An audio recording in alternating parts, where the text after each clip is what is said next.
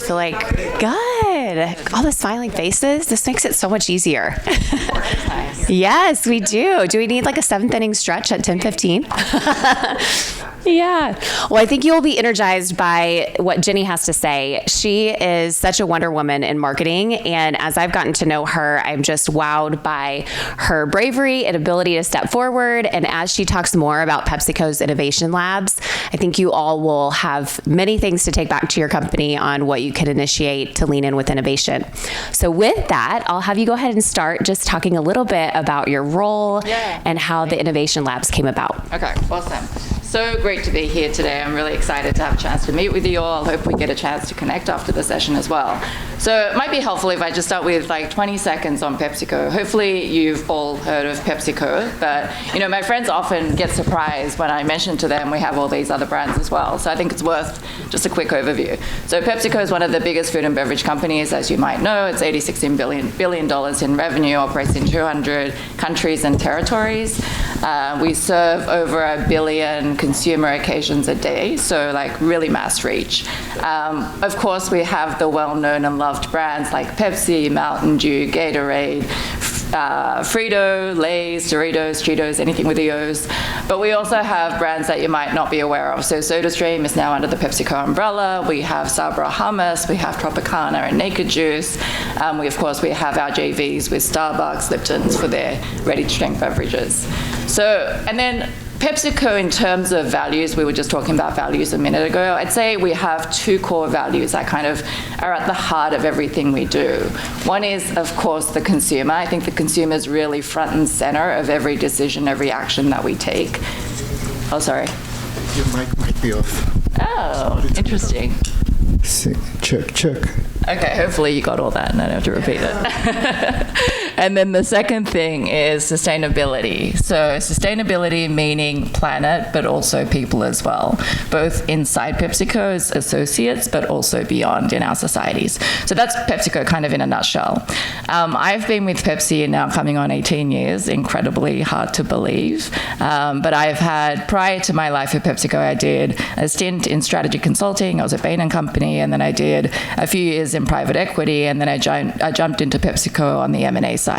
So I've jumped around like a lot of different roles across strategy, finance, innovation, new business, partnerships, leading strategic initiatives. And I joined this effort on tech venturing and labs about 3 years ago as we were really starting to stand up this capability. It's a new capability for PepsiCo that we've built. And really at its heart, what we're doing is figuring out a really systematic way for PepsiCo to tap into all the wealth of innovation coming from the tech, startup, VC ecosystem. So we fully recognize that there is so much money, talent, like resources being poured into this space. And of course, we work with our established tech partners like, the SAPs, Microsofts of the world, which continue to flourish.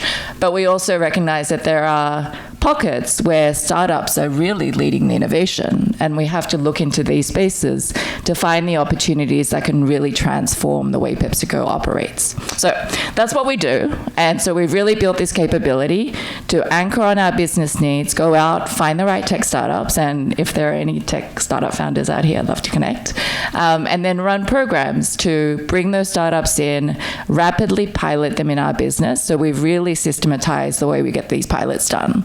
So, again, talking with our support functions like legal, IT, InfoSec, etc.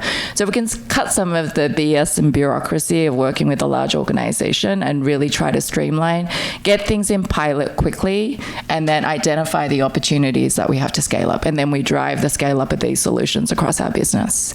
So it's a really fun job, and I love meeting with like-minded people and people who are kind of tackling the same problems. I'm leading our practice on the commercial side. So kind of the area that we're all focused on today, what ShopTalk is focused on, spanning all the way from retail to the consumer, marketing, digital, first-party data, e-commerce, and then certain other parts of our business like the restaurant business. So really exciting area to be in, and there's so many interesting topics to explore.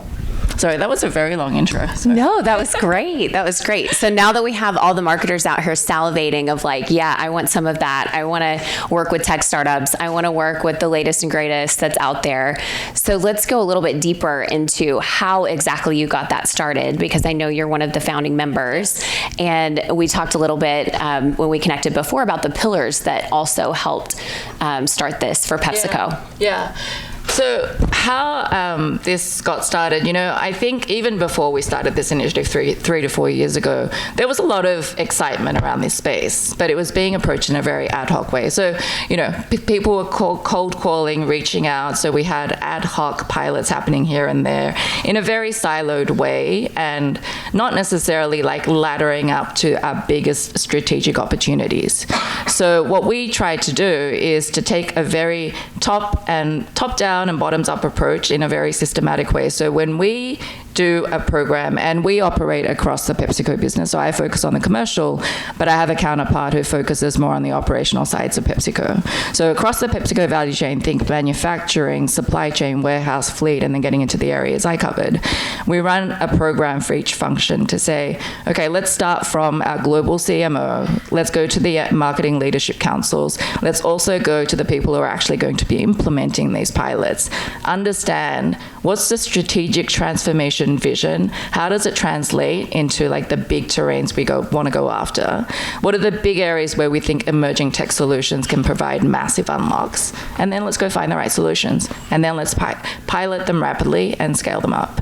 So that's how we got started, and that's how we run our programs in a very systematic way. So often when we talk about being agile, I know systematic process and agile don't always seem to go together, but in a way, having a very clearly defined process and being very methodical to a degree enables us to engage and mobilize our massive organization, just because it's really hard to move things. And so you probably all know, right? If you work in a large corporation or with large corporations, it's sometimes hard to mobilize.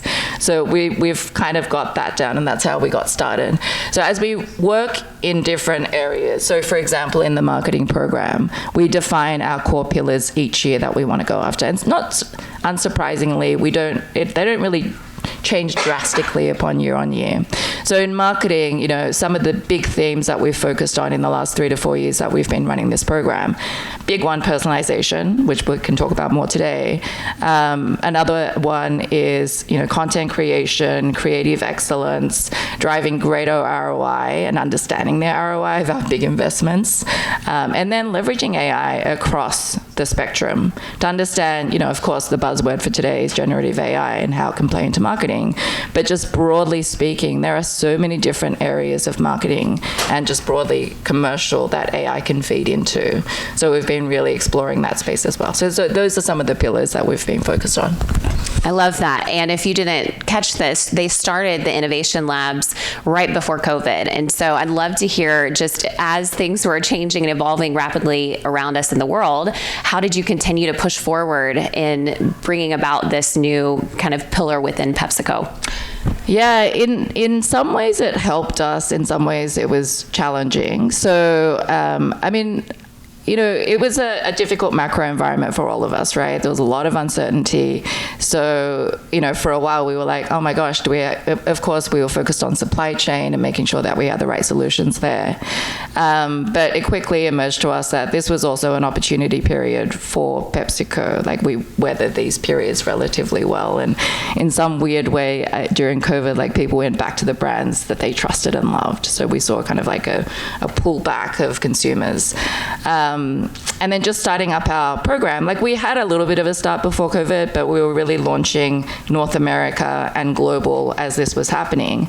And in some ways, the Zoom culture helped with global. So because we used to try to do these immersion sessions and, briefings and things like that in person. And that was great. And that was really inspirational. But now doing it on Zoom, we had people joining from China and from the Middle East, from Europe. So that portion I definitely want to continue. As we get back into real life like this, I'm trying to also stimulate and provide inspiration for our organization as well. So with our current marketing program, we have a milestone called an Immersion Day, where we spend the time developing our priorities and briefs. We go out meeting with 100 plus VCs. We've gone through and filtered with the team like 400 plus startups. And now we've selected 10 to 15 that we want to like really showcase.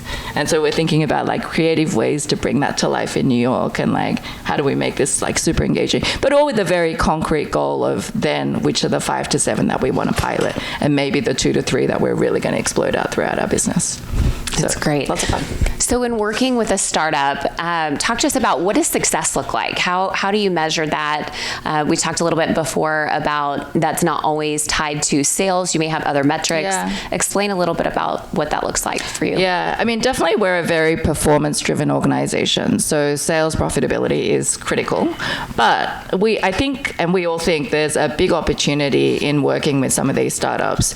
You know, it's like discovering solutions early and having a partnership where I think in a lot of startup corporate partnerships, there's the potential to a much bigger pie that we can both like really benefit from, as opposed to, and we've talked a lot with our procurement team and really like help to change the way they think about these partnerships, because typically as they go into like a partnership negotiation, you know, with the more large established vendors, it's about negotiating down to the lowest possible price.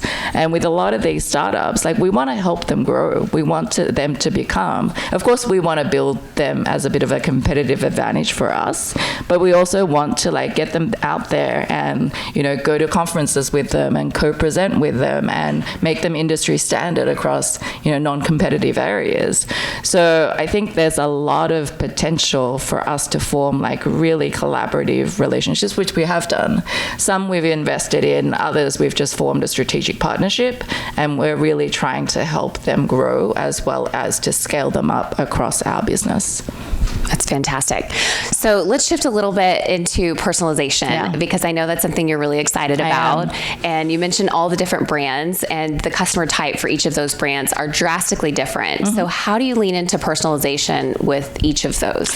Okay. So we've been focusing on personalization ever since I've been running this program with our marketing function.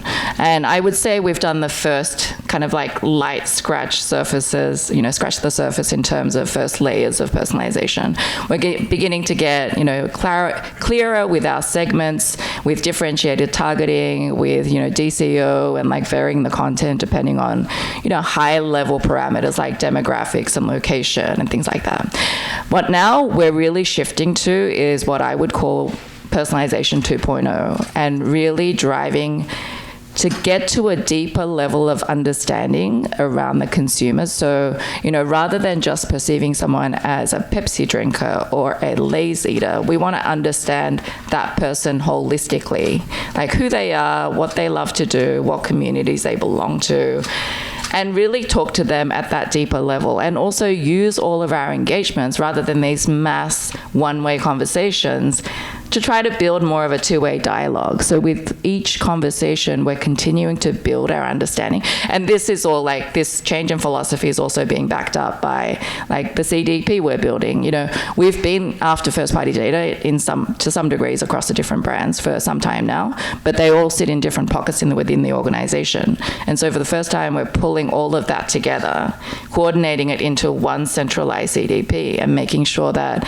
you know, we've got a huge focus on really building that out and getting rich data in there, so that when we engage with a person, now we know the whole context around that person.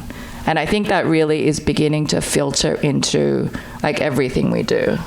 And it's really interesting. Like, I think organizationally, we're still bringing our organization along, because even just the way we, you know, PepsiCo parlance, we talk about the consumer, we talk about the shopper, and we target them very differently. And they're targeted by different parts of the organization. So even thinking of that person as a holistic being, and like, you know, because now consumer marketing is shoppable. So it's not like, okay, you only do shopper marketing to just go conversion at the store. So anyway, a lot of focus on that space. I love that. Yeah. So what would you say are some big shifts that you're anticipating or that you're seeing leaning in with the Innovation Lab? Big shifts in focusing on which area in particular? Just with your consumers and consumer trends. Yeah, so I think some of them, it was just what I was talking about, just like this shift in attitude to try to convert as many of our contact points into something that builds a relationship with a consumer, like this thinking of a lifetime value of a consumer. I know it's like old news for some people and some companies, but it's relatively newer for us. And so like with each interaction, I'm trying to understand you better, like, and build a clear picture of the potential lifetime value of a consumer. Like I know there are technologies out there today. I was meeting one the other day and they said as soon as someone comes onto your landing page, they know the lifetime value of that person. And so you can adjust the way you target that person and acquire that person accordingly, which I kind of like is crazy to think about. But just that concept, I think, is a big shift in the way we're thinking.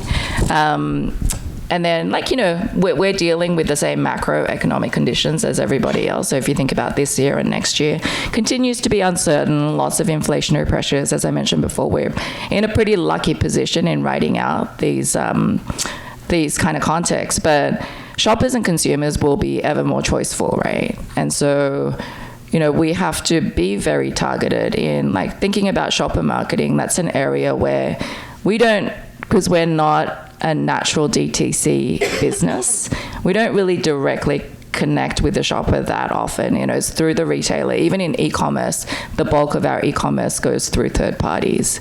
So now we're like trying to think about the in-store physical experience and how do we digitally engage with the shopper to understand them better, so we're running more effective promotions. Doesn't mean to say, you know, it's cutting into our margin, because we can do it in a much more optimized way.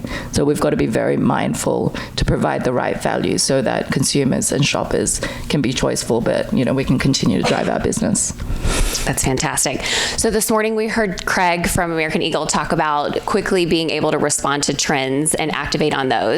With a company as large as PepsiCo, how have you been able to use the Innovation Lab or really just the resources around you to move with those quickly changing trends? So that is actually one of the big use cases that we have. So I don't think I got a chance to, I did talk about some of our marketing pillars, but this year we're very much focused on the big pillar around our iconic brands and how to get them at consumer passion points, you know, across, you know, entertainment and media, sports, music, and in ways that are like really relevant to the new generations of consumers in those spaces. And under that, like, trend detection and activation is one of the key use cases that we want to find solutions against, because to do that so rapidly in an agile way, so, you know, like the typical way we work with agencies are great, but by the time we've detected the trend, like got the creative, gotten the right approvals, it's already gone, right? So we are actually looking for solutions that can help us automate that space a lot more at scale. But having said that, you know, we're doing a lot in, you know, influencer, social. So that's another area that we try to tap into to be effective in that space. And we can chat more about like what we do with influencers, et cetera, if that's helpful. Yes, that's great. And I know that several people are going to have many more detailed questions too. So we can go ahead and open it up to the crowd if that works for you guys. Okay. Anybody have any questions? Yes. Thanks. I'm Howard with Rise, and I know a lot of CPG companies have a lot of challenges collecting data because you don't complete the transaction. I know you sort of touched on this. So to sort of get to one-to-one personalization, if you're trying to, is that innovation you're developing? Are you partnering with the retail media networks or the grocery companies? How are you kind of moving closer to one-to-one as a CPG company? Yeah, no, totally agree. Like, it is hard for us. Like, we don't have that natural direct-to-consumer connection. But, you know, so we're doing all of the above. Like, retail media networks is very critical, but we're also trying to exploring all avenues for us to form the direct connection, whether it's like loyalty platforms, and that's another area that's challenging for us. And we've partnered with different partners like Fetch Rewards, which does the receipt scanning. We've got our own platform, which is Tasty Rewards, but it's limited in some ways. And then we've got pockets in our global network that have done PepsiCo-owned apps, like in Turkey and in Mexico. So loyalty is one area. Even like just thinking about all the opportunities across our touch points, there are so many technologies that can be leveraged today. Like we were talking about QR codes, right? And it's not necessarily QR codes per se, but it's like that opportunity to offer something to the consumer that they're willing to engage with us on a direct level. And, even beyond the retail media networks and the retailer loyalty programs, I think there are so many more opportunities that are currently untapped. Like even just thinking at in the physical store, like we don't currently really digitally engage our shoppers at the point of conversion. And so now we're looking at different solutions that can help us understand and get greater visibility on how shoppers engage in the store and how can we target them on a one-to-one basis. So lots of different things in the works. Yeah.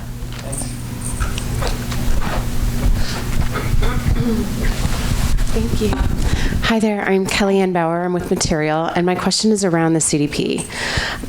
So I own partnerships at my organization. Typically that means talking with the technical partners and the brands to kind of match make on what makes sense. So I'm curious about which CDP you've chosen, and then I'd love to hear a little bit more about how did you convince the C-suite? Because, I can't even imagine all of the different data points that you've got to pull together, right? And then kind of building the consensus and setting what is success, because it's got to be a tremendous effort that it's going to take really years, right, to implement I think to the you fullest. fully understand it. So in terms of CDP provider, we're actually in the midst of we finalized internally, but I don't think it's public yet, but it's one of the main providers. It is a massive exercise, but actually our C-suite is extremely on board with how important this is. We've actually set up a new group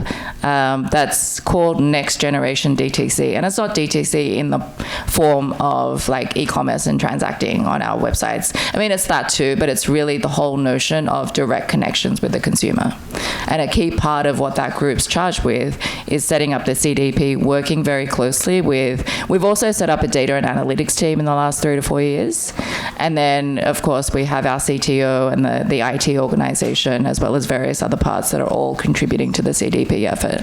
But to your point, there's data sitting everywhere in our organization, and it's sitting in silos. And to bring all of that together in a cohesive way, and then to put all the governance around it with privacy and everything else, and then building, that's just one part of it. Then you've got to make sure it's fully leverageable, right? So the inflows of data coming in from all the new initiatives going on, some of which I mentioned today, and then how do we think about the different technologies that can help us activate on the data. So thinking about AI and how that can help us with segmentation and identification of opportunities within our CDP. Or all things. Okay, well, I hope you're going to Topgolf, because we can talk about this for hours. I'd love to chat. Thank you.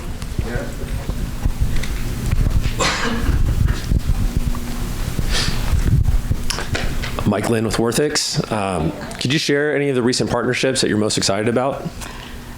So we've got a few in the works. So, in the time that we've been around, we've piloted now over 250 solutions, and we're ramping up about 30 across our global operations. So not just in marketing. So this is across the areas that PepsiCo Labs covers.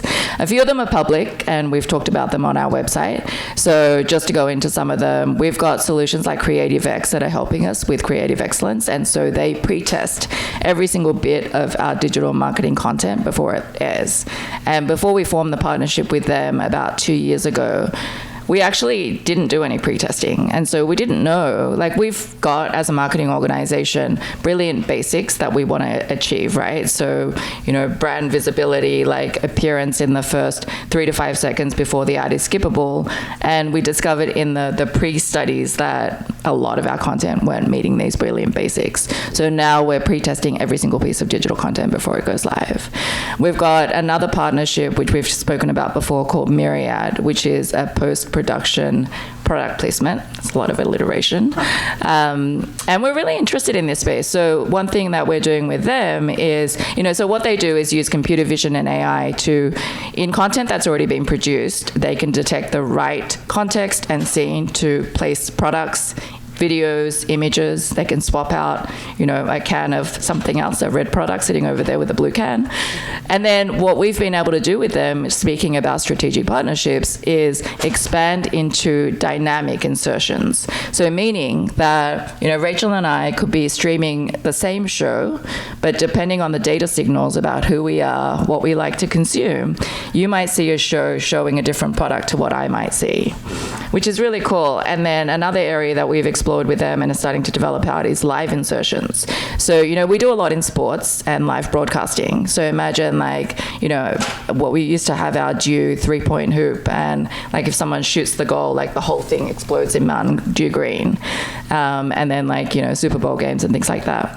So that's one area. And then there's a lot more potential in that space too, because, we're doing that with them, but I've recently been talking with another company that can do that end-to-end leveraging AI, which means it's a lot more efficient. It's lower quality because, Myriad uses VFX, so it's cinematic. But it also means we can reach influencer content. So imagine not having to send out product to every single influencer. You can just insert product into all their content, which is pretty cool to think about. Super cool. It's fun. Yeah, it's super cool. Thanks for sharing. Welcome. Any other questions? I know we are almost at time too, so we can take one more if anybody has one more question. Okay. Awesome. Well, great. Okay, awesome. Great to meet you, by the way. I'm Joe Johnson from YML Digital Agency. I won't say the name, but I had a chance to work with another competitor of yours in Atlanta, Color of Red, in their labs too. So it was interesting hearing your background. So it's super fascinating. But I wanted to ask, when working with them, what are your top challenges as kind of that labs kind of model that you work with inside of the organization, generating ideas and then getting them live in market, or at least testing them. So I just wanted to hear a little bit more about that. I can speak for hours on this one. I'm sure you don't want to hear it for hours, so I'll try to be succinct about it. One of the biggest challenges is really embedding these solutions in our business. It's our organizational traction, and that's where we really focused at the outset, because it's cool to see the shiny new toys, and as I say, it's fun, but what really drives impact is scaling these up and operationalizing them in our own business and forming these deep partnerships. So we started from the beginning being very embedded in the business. My team is small on purpose because we cover the breadth of PepsiCo, but we work in tandem with, I work with our marketing organization. My counterpart is hand in hand with the manufacturing leadership, because the business and the function has to own it from the pilot, from the owning the priorities, first of all, and then helping to identify the right solutions, owning the pilot and having to present that in front of their global CMO, sector CMO, and then owning the scale-up. We support the whole process. We've built a process. We have the know-how. We have the external networks, but we drive ownership in the business. So I think that's critical. That's really the key thing that I think sets us a little bit apart from some of the other lab initiatives I've seen, and not to speak about anyone else's labs, but I think that's one thing that is a strength of ours that I'd love to build out more. And so now what we are very much focused on is really systematizing the whole approach to scale up, which in itself is a beast. When you're trying to embed a solution into our platforms, that in itself is a challenge. But then the change management throughout the organization, cascading it all the way down to change behavior is massive. Yeah. All right. I think they're going to cut us off. Yeah. Thank you, everyone, so much. What I heard is our Jenny. innovation lab is better than your innovation lab. That's what I heard.